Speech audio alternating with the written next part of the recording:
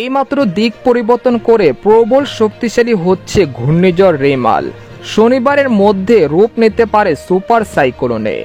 আবহাওয়াবিদদের ধারণা, এই ঘূর্ণিঝড় আইলা ও আমফানের থেকেও বেশি শক্তিশালী হতে পারে। এমনকি আগামী 25শে মে রাতেই বাংলাদেশ ও পশ্চিমবঙ্গের উপকূলে আছড়ে পড়তে পারে। মুহূর্তেই লণ্ডভণ্ড হতে পারে দুই বাংলার একাধিক জেলা। এর জেরে ব্যাপক ক্ষয়ক্ষতির আশঙ্কা।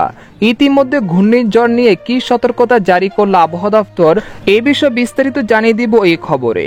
আর সবার আগে সবার প্রথম সঠিক খবর জানতে আমাদের চ্যানেলটিকে সাবস্ক্রাইব করে রাখুন। এবার জেনে নিন এক নজরে। সময় যত যাচ্ছে ততই আতঙ্ক বাড়ছে।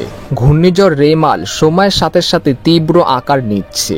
সেই সাথে ঘূর্ণিঝড়ের দিকও পরিবর্তন হচ্ছে। কখনো বাংলাদেশকে টার্গেট করছে, আবার কখনো ভারতের পশ্চিমবঙ্গকে।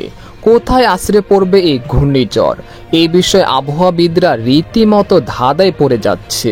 এরই ধারায় আজ থেকেই বঙ্গোপসাগরে নিম্নচাপ তৈরি হচ্ছে, তবে এটি খুব দ্রুত ঘূর্ণিঝড়ের রূপ নিতে পারে। এদিকে দক্ষিণ পশ্চিম বঙ্গোপসাগরে ইতিমধ্যে একটি লঘুচাপ সৃষ্টি হয়েছে, যা ঘনীভূত হয়ে ধাপে ধাপে ঘূর্ণিঝড়ের রূপ নিতে পারে। ঘূর্ণিঝড়টি সৃষ্টি হলে এর নাম হবে রেমাল।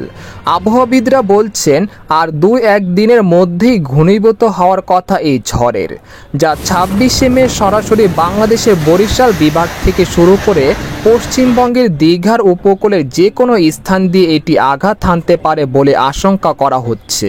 ঘূর্ণিঝড়টি যদি জোয়ারের সময় উপকূলে আঘাত হানা শুরু করে, তবে বরিশাল ও চট্টগ্রাম বিভাগের উপকূলীয় এলাকাগুলো স্বাভাবিকের চেয়ে 5 থেকে 10 ফুট বেশি উচ্চতার জলোচ্ছ্বাসে জোয়ারের পানিতে প্লাবিত হওয়ার প্রবল আশঙ্কা করা যাচ্ছে। বাংলাদেশের খুলনা, বরিশাল ও চট্টগ্রাম বিভাগের উপকূলীয় জেলাগুলোর উপকূলে আঘাতের সময় ঘূর্ণিঝড়টির বাতাসের সর্বোচ্চ গতিবেগ থাকতে পারে ঘন্টায় 100 থেকে 120 কিলোমিটার, যা দমকা হাওয়ায় ঘন্টায় 140 কিলোমিটার পর্যন্ত বৃদ্ধি পেতে পারে। তো এই ছিল ঘূর্ণিঝড় নিয়ে সংক্ষিপ্ত খবর। আরও আপডেট আসছে, সেই জন্য আপনারা অপেক্ষা করুন।